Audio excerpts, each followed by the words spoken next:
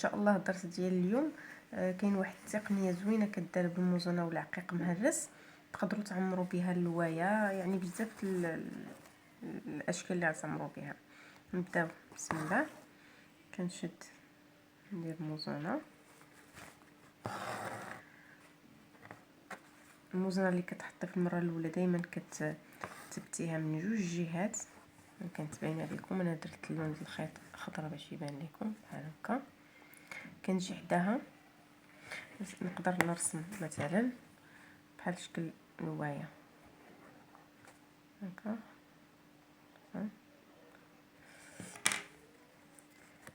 كنجي حداها قياس فين غتحط الموزونه، كندير رقيق صغير مكركب اولا المهرس اللي بغيتو.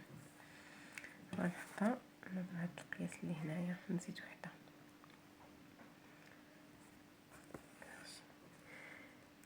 نجي حداها ثاني خمسة، نهز موزونه والعقيق.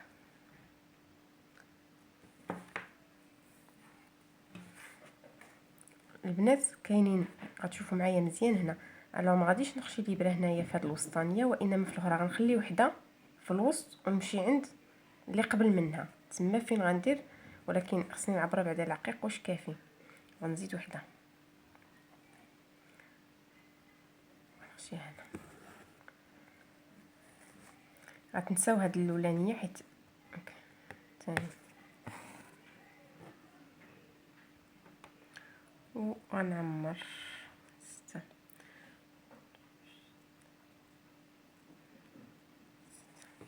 شوفوا معايا مزيان البنات فين غادي نجي. غادي نخلي هادي ونمشي اللي عند قبل منها. شوفوا مزيان نمشي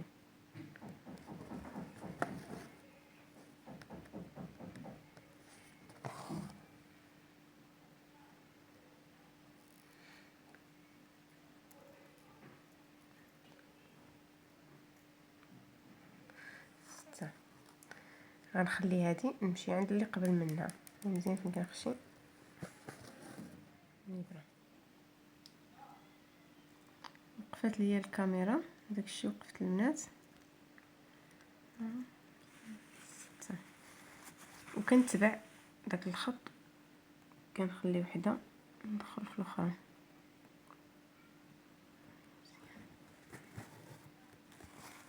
كتبقاو متبعين في هذه الطريقه حتى كتساليو داك الخط اللي عندكم.